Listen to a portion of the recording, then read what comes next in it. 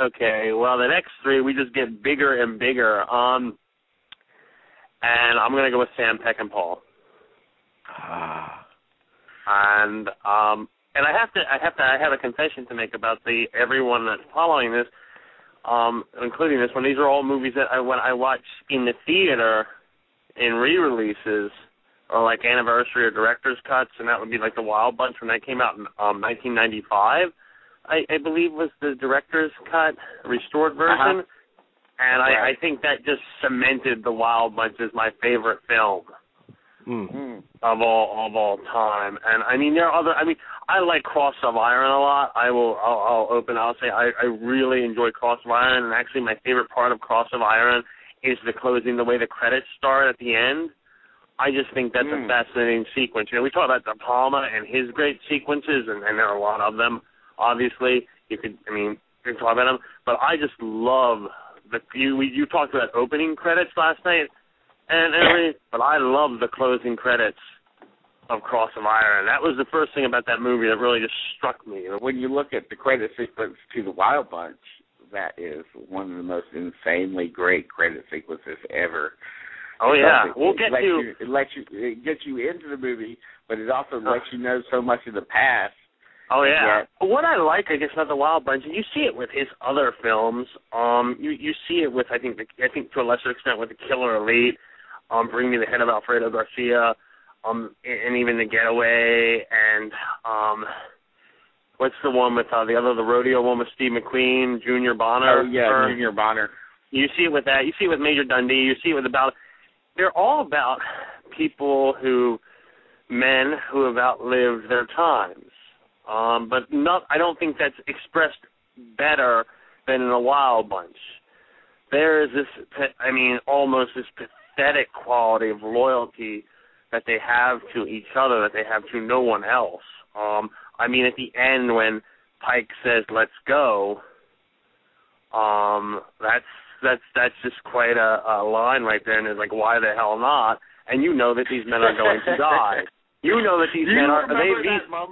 Do you remember that moment when you were sitting there watching in the theater? As I do, I remember this. I remember this so vividly. In 1995, watching it on the big screen for the first time, and I've only seen it maybe twice since on the big screen.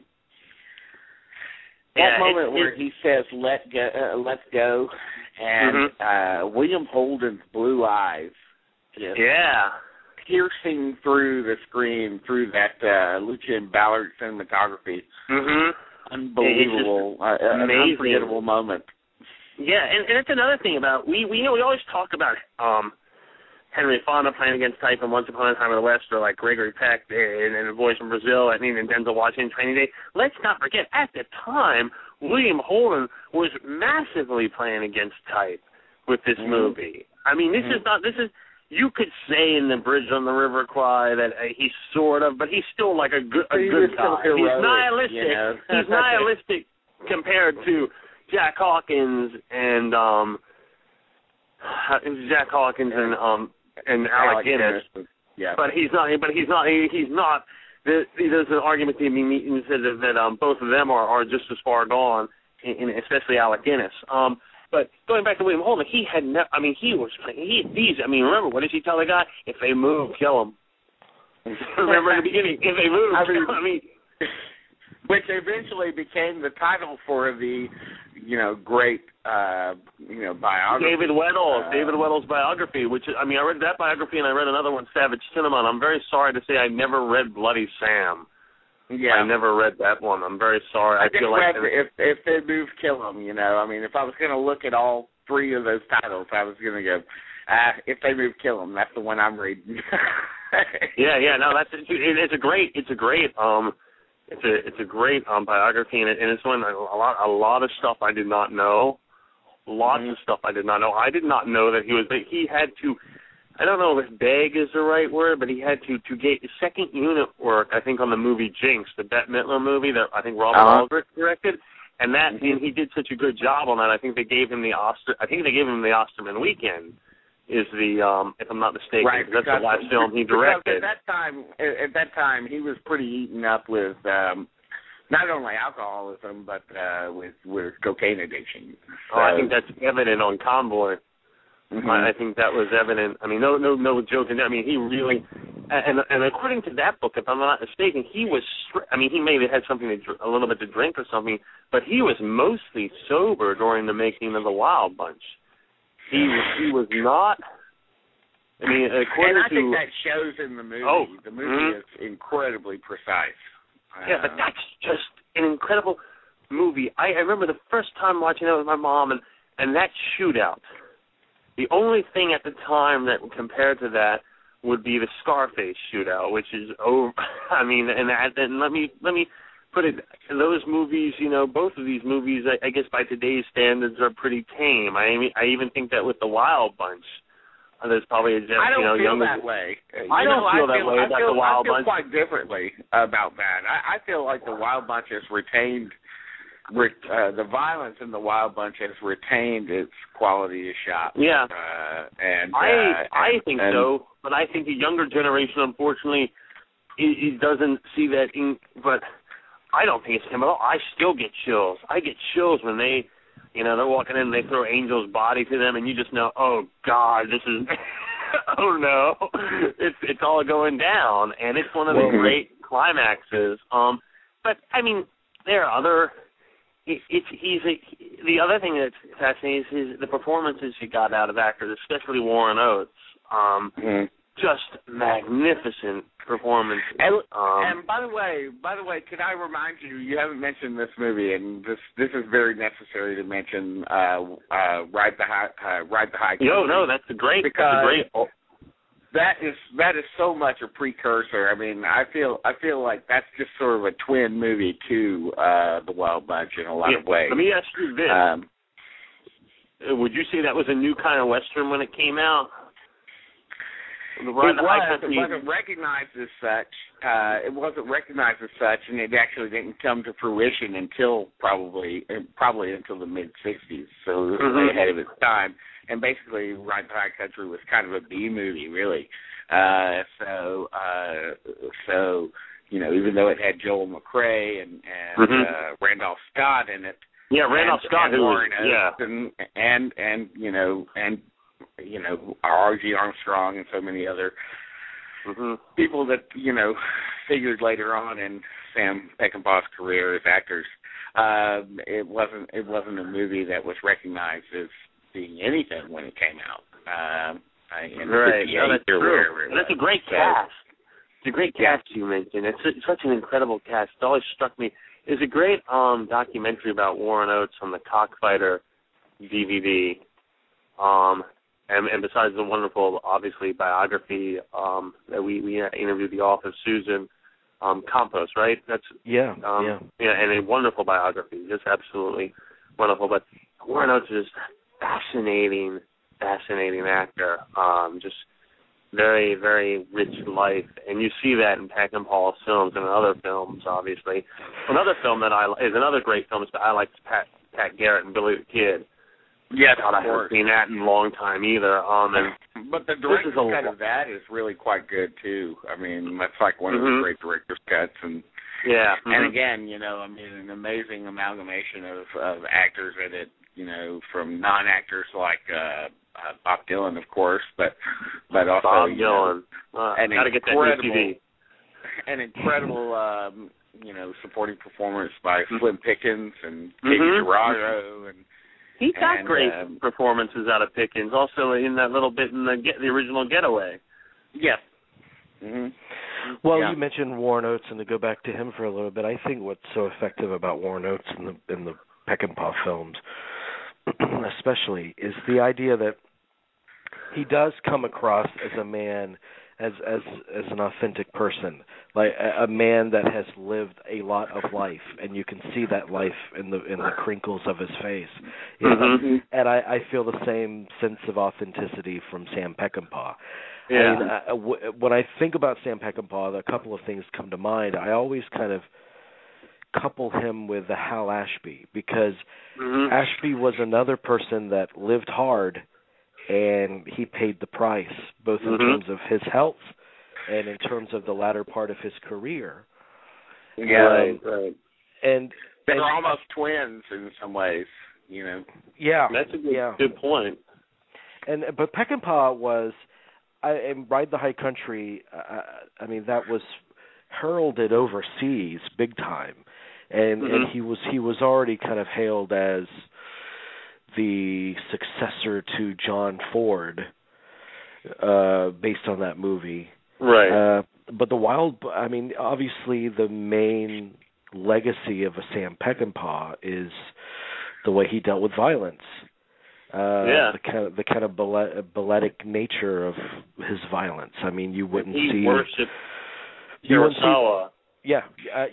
I mean, there is Kurosawa in there, but I would venture to say you wouldn't have the John Woo we know of today without a Peckinpah. Oh, no, you wouldn't have. Well, even going so far as to say, you know, even Tarantino, for instance, you know, I mean, he loved Peckinpah. I mean, they both. I just want to bring up something here. This is important.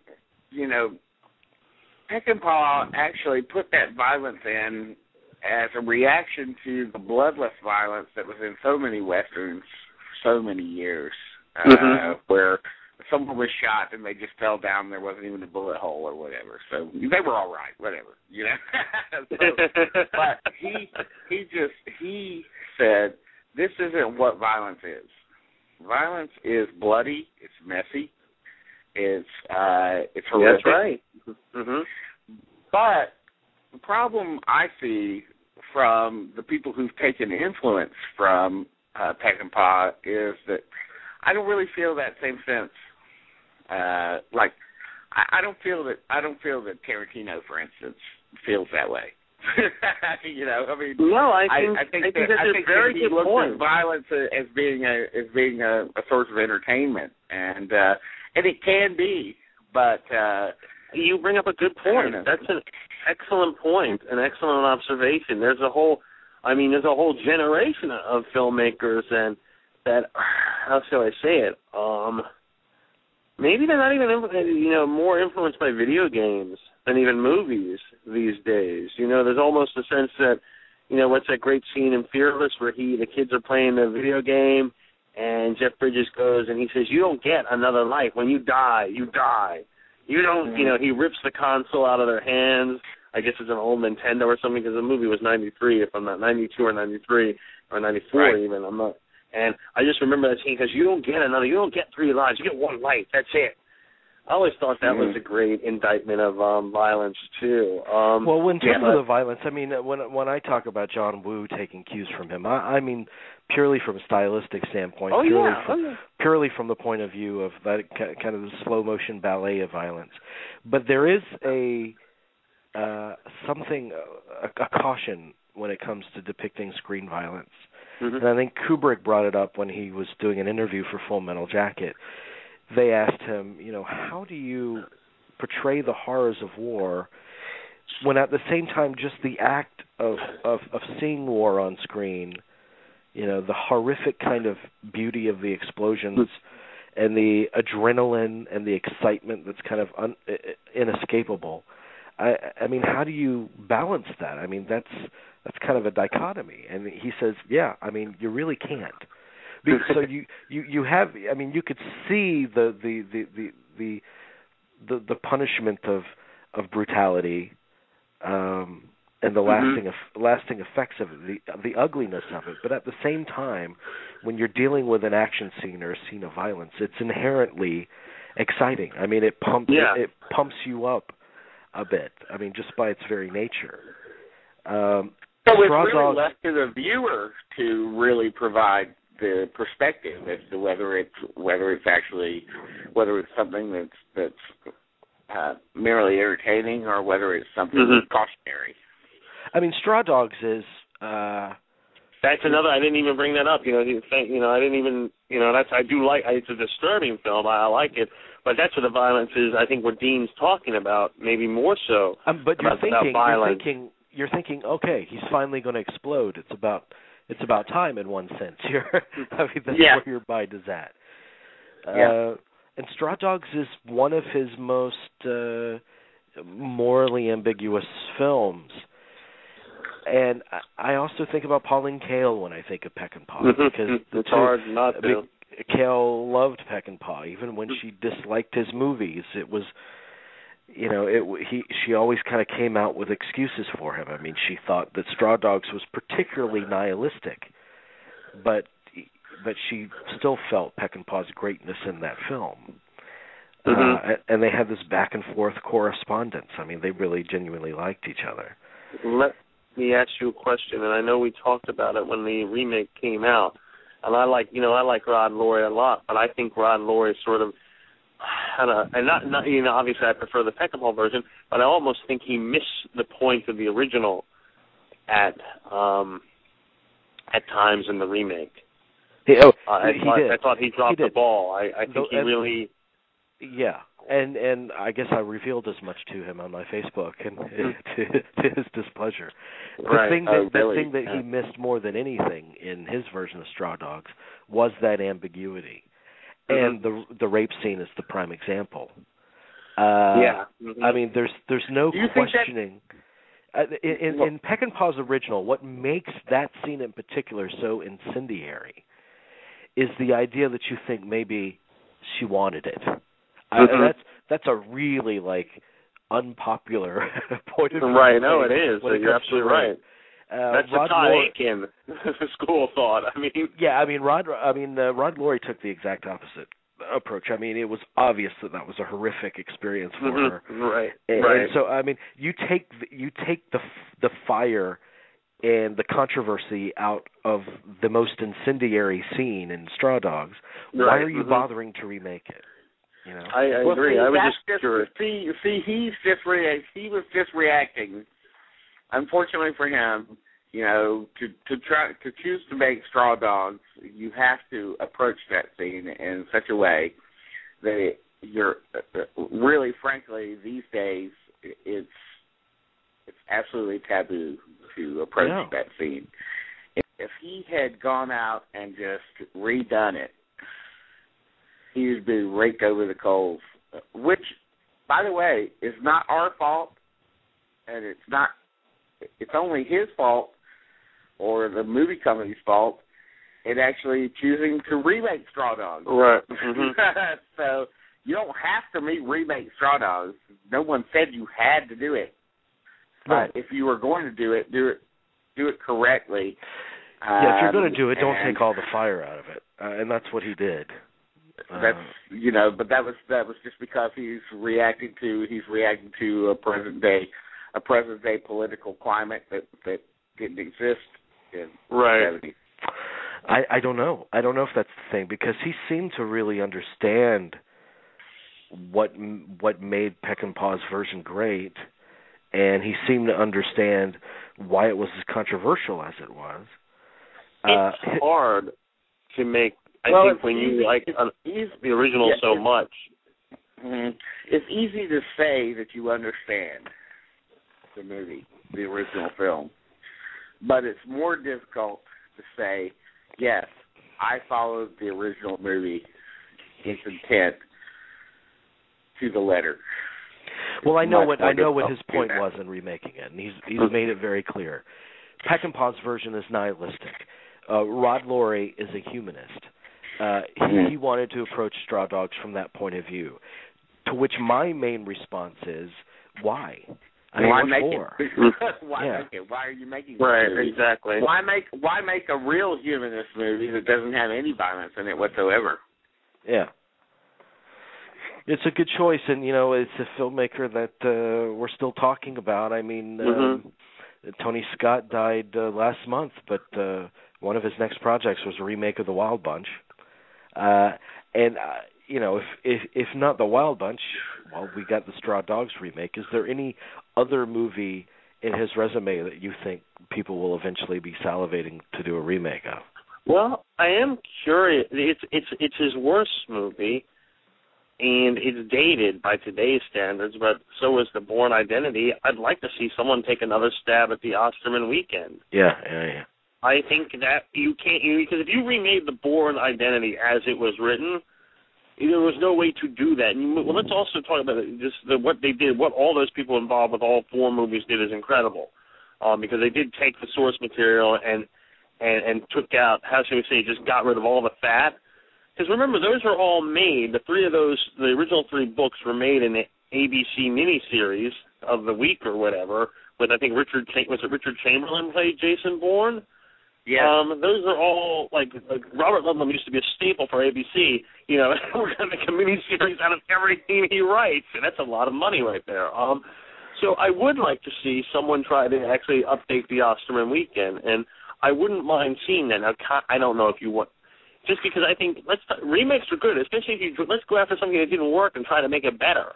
Yeah. Let's improve upon it. I don't know. I mean, look, everything is being remade. So, like, you know, I remember when they announced plans to remake The Wild Bunch, it just sort of, okay, this was going to happen. You know, so there's nothing you can do about it. It's unavoidable. Mm. So we'll see if that ever, you know, comes. But I'd welcome someone to take another stab at the Osterman Weekend. Maybe even get Rutger Hauer to come back. I'd be very interested to see, because I feel like there's not enough movies today about older people. I just feel like people who are over 70 or 60 or whatever are just kind of thrown on the scrap heap. Mm-hmm. Particularly in movies, you know, in movies they're really mainly there to be fathers or mothers or to be killed or to be demeaned in some way. I'd be very interested to see I think, you know, even though the original is a great movie, Ride to High Country could be a great remake. I think that it could be opened up a little bit more. It could be made a tiny bit more realistic, a little bit closer to, you know, present day filmic taste. I think so. I think you could do that. Yeah. It could be a great. You know, unlike, you know, Wild Bunch, which, you know, I suspect that if they do Wild Bunch, they'll just put a whole bunch of 40-year-old guys in it. No, I don't want to see a whole bunch of 40-year-old guys in the Wild Bunch. I want to see a bunch of 60, 70-year-old guys in the Wild Bunch. Well, you have that. Same thing goes for Ride to High Country. I want to see 2 75-year-old dudes up on horses riding the High Country. You sort of have that. I mean, the answer to that, to a much lesser extent, is the 2 Expendable movies. That's Hollywood's idea of how should we say it? No, even in that, you have to admit that those exist in order to sort of laugh at these 60, 70-year-old guys, 50, 60-year-old guys. You're right. I'm not disputing that. We're there to laugh at them. It's ridiculous that these 70-year-old guys are out there carrying 70-pound machine guns or whatever they're doing. I mean, come on. It's there to be laughed at. I don't want a movie to laugh at it. I want a movie that tells the real truth, just like sort of like Unforgiven did. What about, like Unforgiven, and there was no empty chair in that. But God, how horrible. But what about Tommy Lee Jones in No Country for Old Men, though? That's a great performance. That's true. I mean, that's true. That last scene is haunting. That last scene where he talks about the dream is chilling. Gives me chills to this day.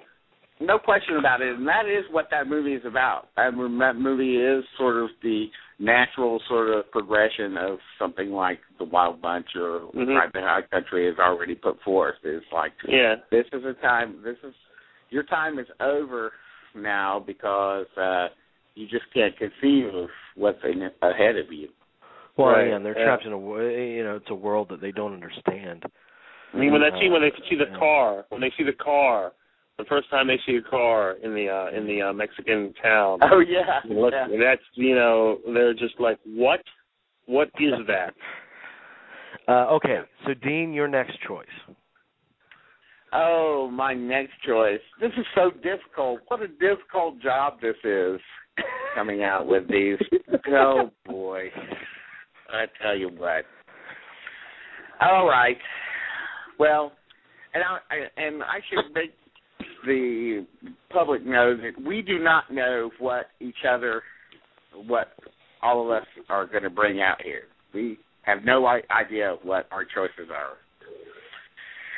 So in that, I'm holding two aside right now, and I'm going right now for my present day favorite filmmaker who's alive and living and working still. He's alive and living? Wow. Yes, he's alive and living. There is a difference. Still.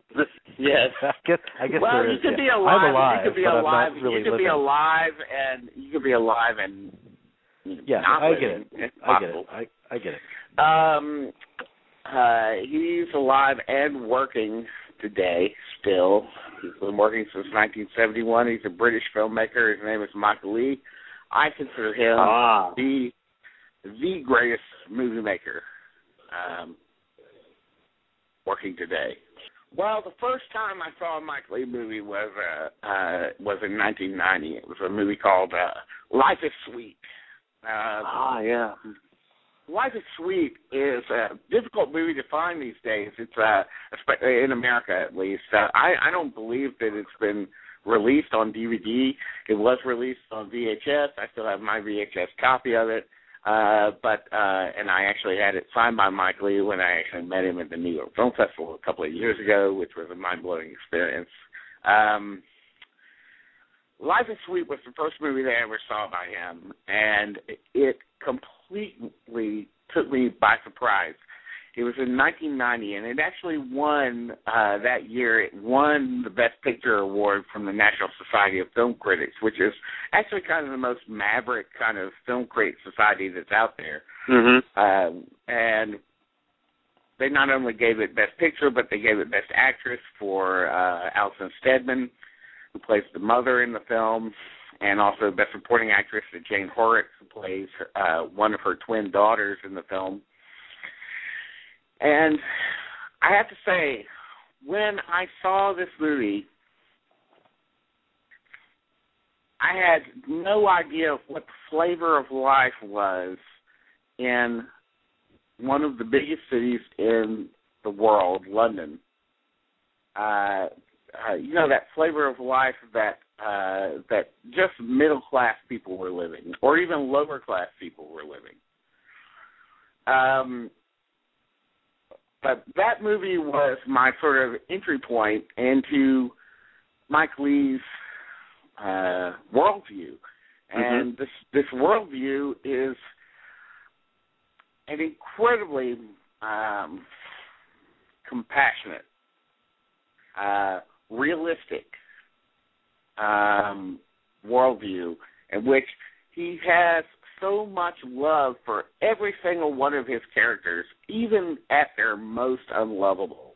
Mm-hmm. Now, I'd like to also say that what's interesting about Mike Lee is there is not one major act of violence in any one of his movies.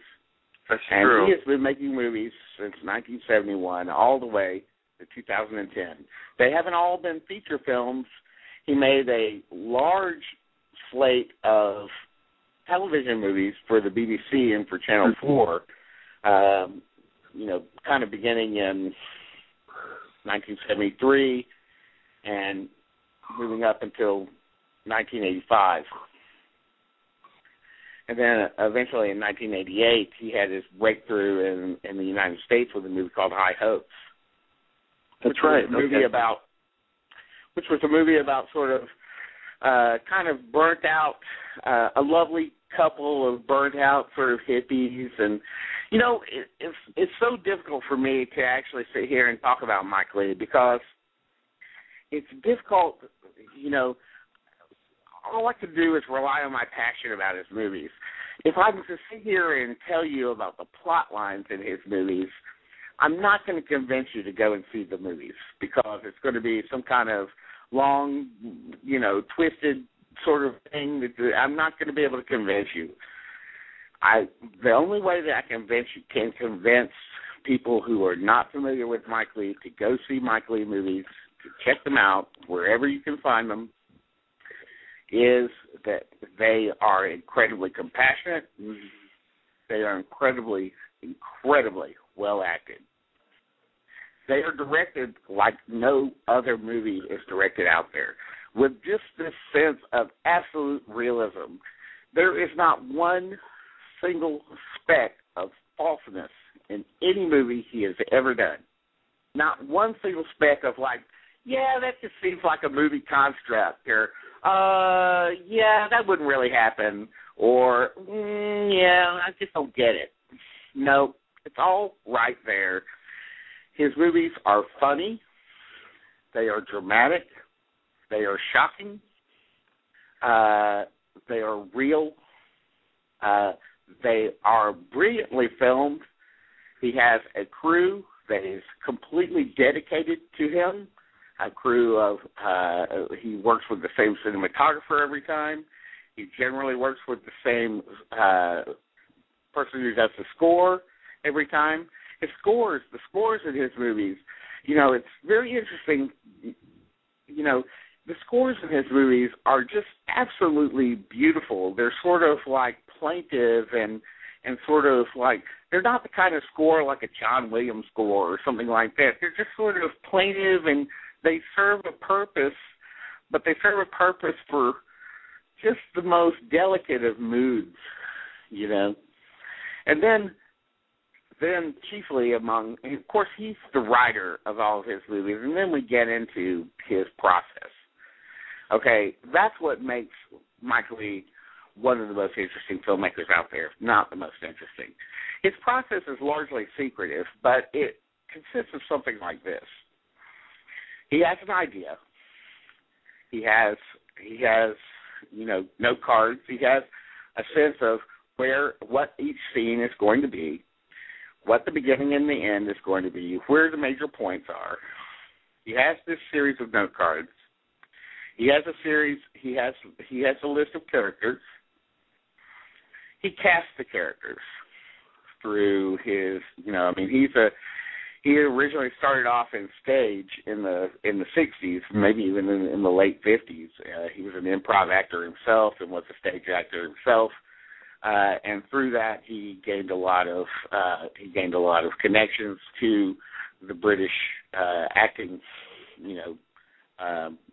powerhouse that's out there. So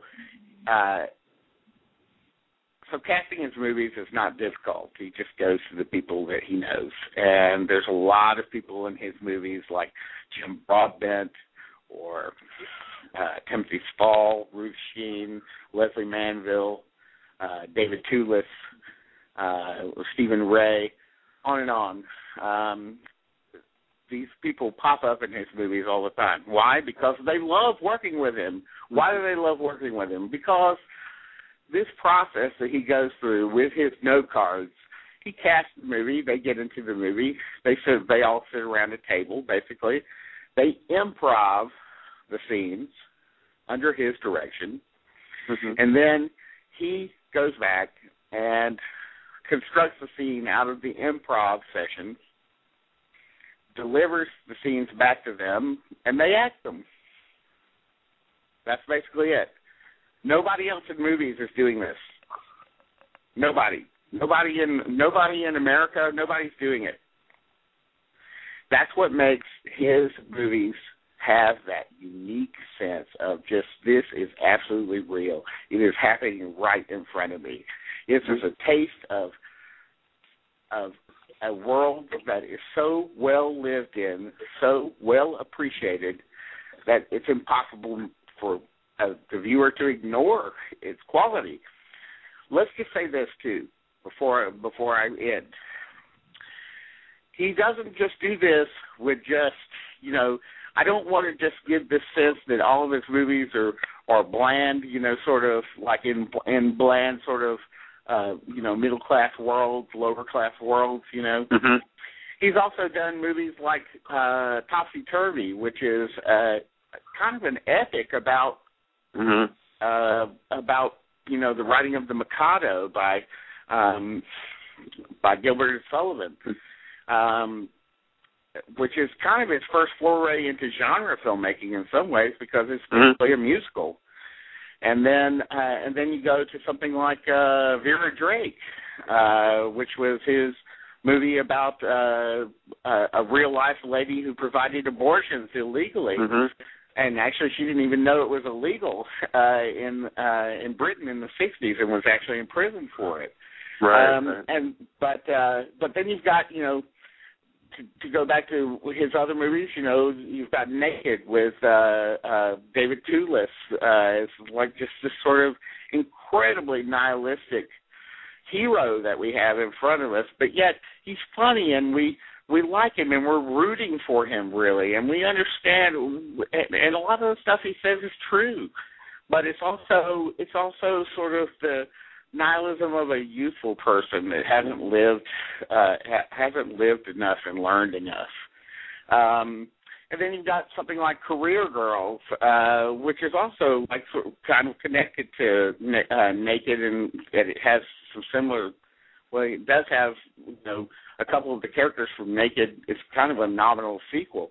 But Career Girls, you know, it's just this wonderful movie about how these two girls who were roommates in college meet up 10 years later, and how their lives are completely different, and how they realize they didn't really appreciate each other way back then, but now they do. But it's totally over, you know. Yeah, I think about that a lot. That film, actually.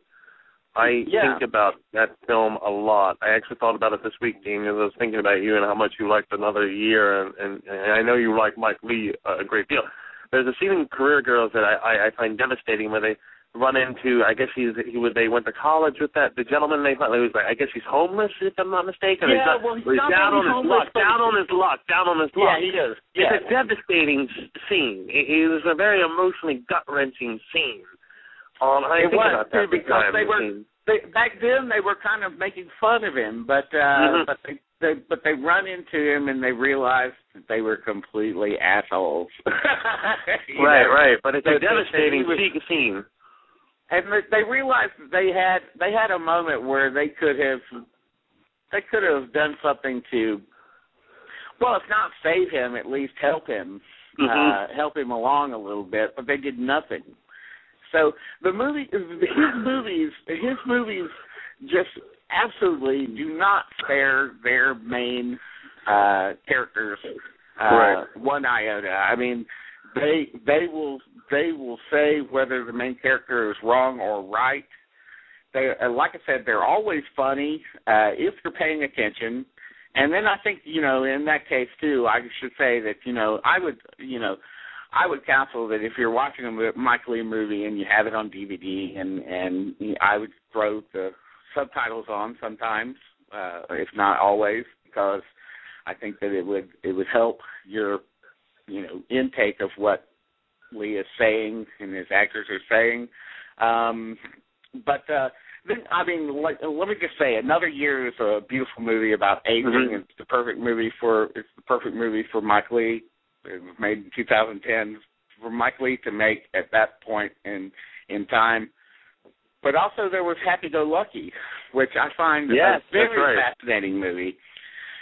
Happy Go Lucky is fascinating because I feel, and I haven't seen him talk about this at all, but I feel that Happy Go Lucky was maybe a reaction. Maybe there might have been somebody who came up to Mike Lee and said, "Why are your movies always so depressing?" Well, I don't really find your movies depressing. I find them completely, like, exhilarating. But somebody might come up to him and say, "Why are your movies always so depressing?" And he might go, and I've seen Mike Lee in interviews, and he is very, like, frank with interviewers. He's just like, if he doesn't like your question, he'll just tell you, "Well, that's a stupid question." I could see Mike Lee going, "Well, what do you want me to make? You want me to make a movie about somebody that's completely happy all of the time?" But, yeah, why don't you try that? And he said, "Okay, I will." So that's what Happy Go Lucky is. It's this movie about somebody who's completely happy all the time, even in the face of somebody, as she's taking car lessons in that movie, and she has that incredibly horrible car driving instructor Eddie Martin. Yeah, he's crazy in that. He is, and she is just so giving to him throughout the entire film until you realize that she just can't take it anymore, and she has to step up. The smile on her face is just not going to last through this. So I mean, Secrets and Lies, and then all the BBC movies, Abigail's Party and Nuts in May, and Meantime with Gary Oldman, and Tim Roth. Isn't Tim Roth in Meantime? And Tim Roth as well. I mean, there's just a ridiculous wealth. If you've never seen a Mike Leigh movie, you have about 25 great movies and shorts out there to check it out. It's just an incredible wealth. He gets nominated. He's been nominated quite a few times for his screenplays, doesn't he? Yeah, he does. He does get some nominations. Almost every time nowadays that he comes out with a movie, there's at least a screenplay nomination that comes out of it. He's won a couple of Palme d'Ors. He's really revered overseas as well. Okay. My third selection, Spike Lee. I tend to gravitate towards filmmakers whose works kind of I can feel the passion bleeding from the screen, and that's what I've always said about Spike Lee. He does that for me. There are a few films of his in particular that I adore, mainly 25th Hour and Summer of Sam. What I admire most about Spike Lee's work is how he's unafraid to work in broad strokes. And two of the most extraordinary moments of his filmography for me are the endings of Jungle Fever and He Got Game. The ending of Jungle Fever, Wesley Snipes is walking down the street and a prostitute comes up to him and propositions him. And in a very grand gesture, he grabs her and cradles her head against his chest, and the camera swoops down from above and swoops down to his kind of screaming face, as if he's crying in pain for this generation of young people that have no hopes. And that's the ending of that movie. And most people that would see that would say, "What the hell is that?" But it's kind of a culmination of all this bickering and not focusing on the things that really matter in life that dominate that movie. The ending of He Got Game, Denzel Washington in the prison basketball yard, his son on the college court. Denzel throws his basketball over the prison fence, and it lands on the basketball court in front of his son, kind of like a passage, a literal passage from father to son. Those are exactly the kinds of bold moves that people that are cynical would make fun of. That would think not me, maybe. I love that ending. Those people exist. I mean, they're saying, they're sticklers for, that's so stupid. How could that could never happen? They don't understand metaphor. They don't understand the power of what movies can do. Right. And just those two moments, they epitomize what I love about Spike Lee. There's certain stylistic things that he does. Oliver Stone incorporates this particular technique in some of his films too, to largely a lesser extent. I call them subliminal cuts. They're kind of like someone will be in the middle of a monologue, and then it will cut to a frame or two of that person, standing in a certain pose, like pondering or something. Or He Got Game. There's these sequences of conversation, and then you cut to the son like posing with a basketball. Right. I'm not sure how else to classify them other than to say they're subliminal cuts that kind of deepen your investment in the mentality of the character. I love the colors. His bold sense translates to the colors in his films as well. The vibrancy of the performances. I mean, the deep reds and blues of 25th Hour. The orange kind of hues of He Got Game. The you know, you talk about Reds, talk about Do the Right Thing. I mean, something, a movie. That red wall that those guys are sitting in front of throughout that entire movie is just such a has literally seared its way into my brain. You know. Oh yeah. And a movie whose thematics deal with a community that's about to boil over on the hottest day of the year. You know, and that's perfectly realized in the visuals. The coolness of a Mo Better Blues. I adore the sharp editing in his movies.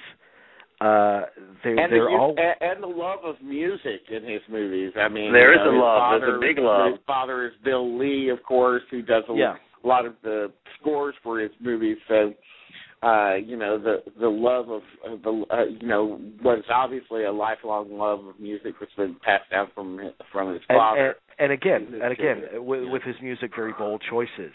I mean, he in opening He Got Game with Aaron Copland. You know, like a classic Americana score. On the basketball court, you know. Or of course, you know, probably the greatest film song that's been written for movies in the past maybe 30 years would be for me Fight the Power. Do the Right Thing. Yeah. But he actually played in that movie like 20 times. That's true. That's true. But you never get sick of it. It's absolutely a stunning. One of the most perfect uses of a popular song I've ever seen is Sam Cooke's "A Change Is Gonna Come" from Malcolm X. Yeah. That whole sequence where you can feel, and again, a very bold choice where Malcolm X is going to his speaking engagement, and he knows these could be the last minutes of his life. Right. And that's one of the times too. Let me finish. That's one of the times too when his technique that he employs a lot of the actor kind of sitting or standing stable on a dolly, and so there's motion, but the actor himself isn't moving.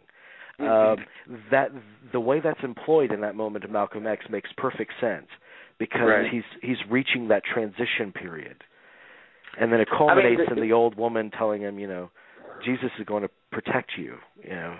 Yeah. And his films make me weep because they're so compassionate. And by the way, let's not forget She's Gotta Have It, which is one of the most incredible debut movies. It's only I don't know if it's his only black and white movie, but it seems to be that it is, other than his shorts. But I just like him. I try to go see everything of his in the theater, and I don't always get to, unfortunately. Like something like She Hate Me didn't play that long. I didn't get to see that in the theater. And I'm embarrassed to say I never saw Malcolm X on the big screen, and I always regretted that. I always regret that I never saw that in the theater. But I try to see everything else.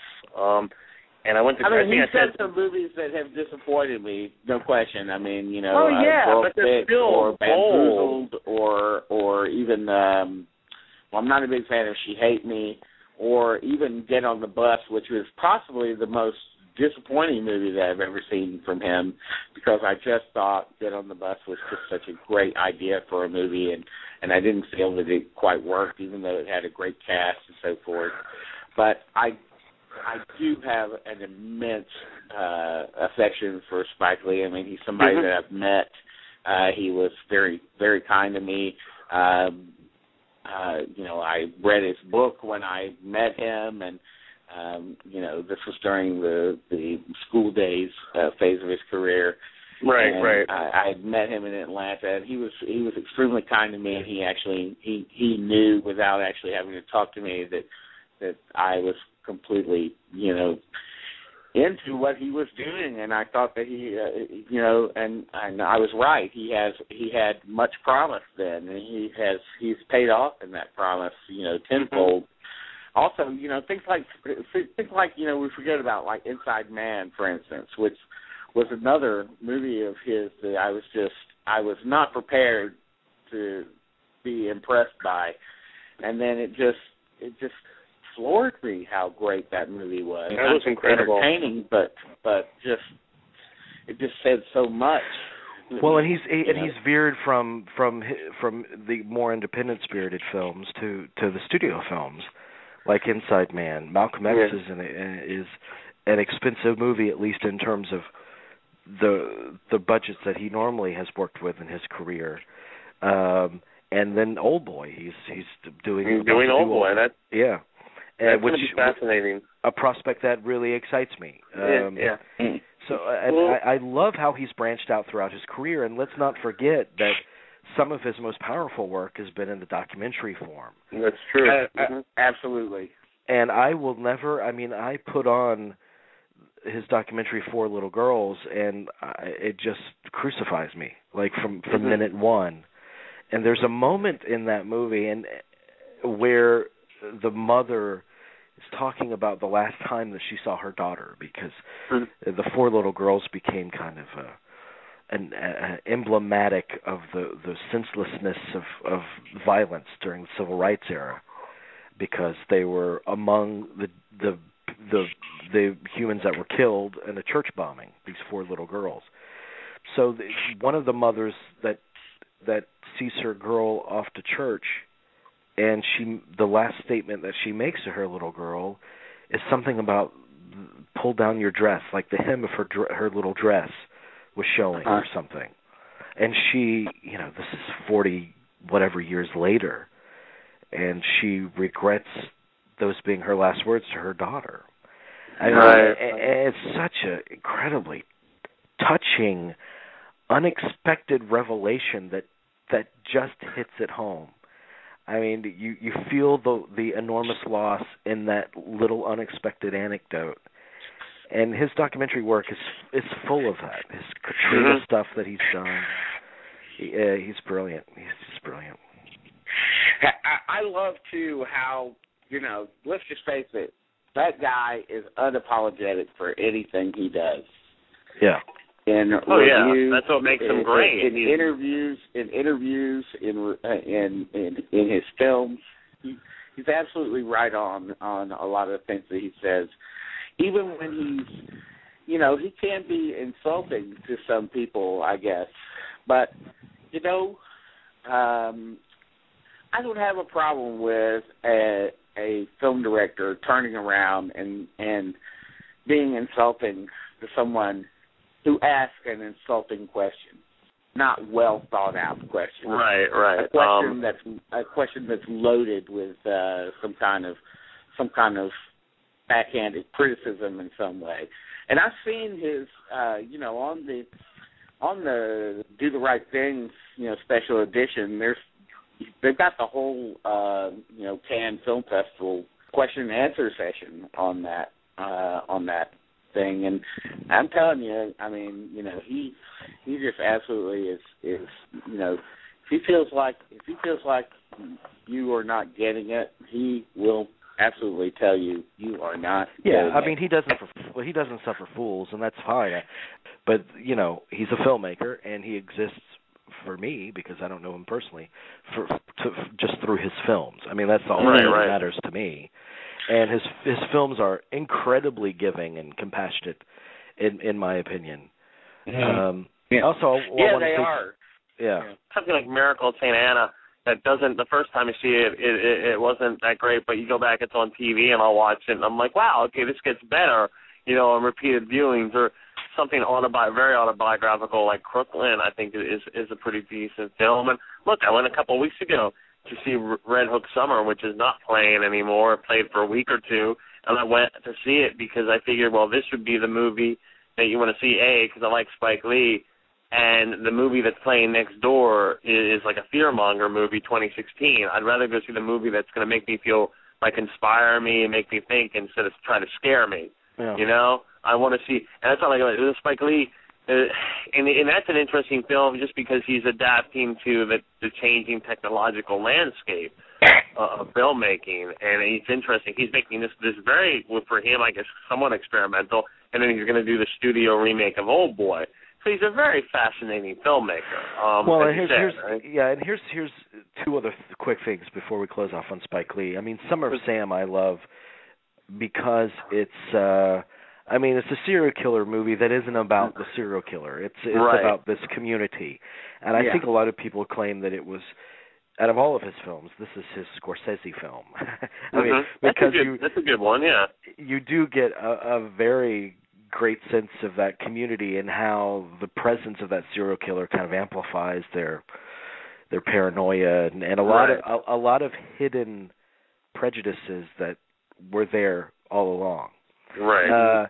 And just the editing of it, just the portrayal of the characters, the explicit nature of the sexuality and their attitudes. If you talk about unapologetic, I mean that really delves in deep. That crazy sort of extra saturated photography in that film is unforgettable. Absolutely. Yeah, his cinematography is beyond reproach.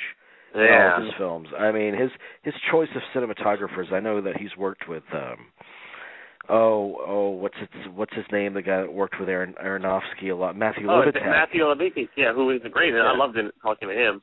Yeah, he was terrific. Ernest Dickerson, of course. Dickerson, who did Do Right Thing and until he pulled up Barry Sonnenfeld and started directing his own movies. I mean, he was a great cinematographer, but. Also, and the bold choice of using is it Jimmy Breslin in Summer of Sam that kind of narrates the thing?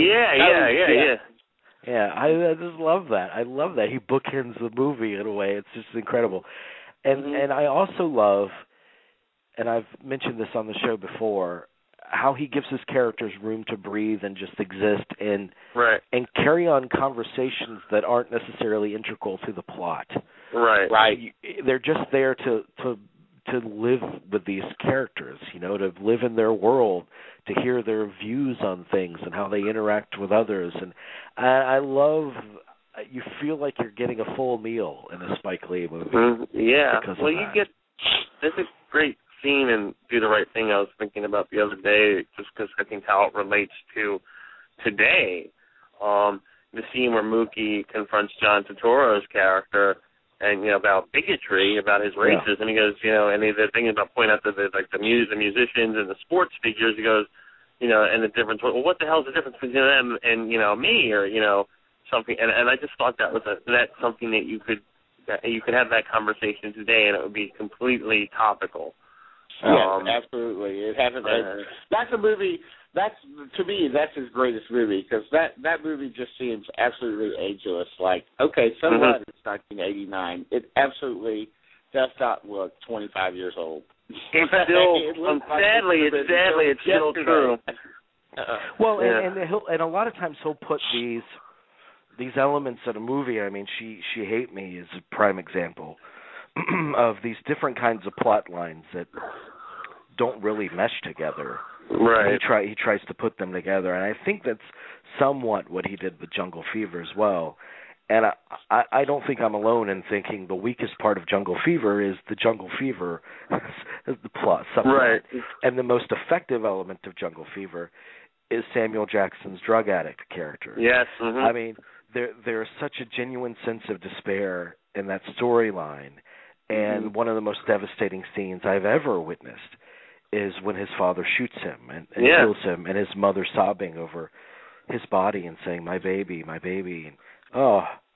You know that Samuel L. Jackson is the only person ever in the history of the Cannes Film Festival to win a supporting actor award for that movie. He deserves it. I mean, honest to God, ever given. Honest to God, that's one of the most devastating scenes I've ever seen. Yeah, I mean, is that the solution to the drug problem? Is that how you solve it? I mean, I always thought... And above all, for me, I mean, it just speaks to a mother's love. Yeah. That you can never shed that away from you. It's always there, and it's desperate, and it's clinging. Right. But it's always so palpable. It's powerful. I mean, it's just so beautiful, and oh my God. Yes, he's great. Spike Lee.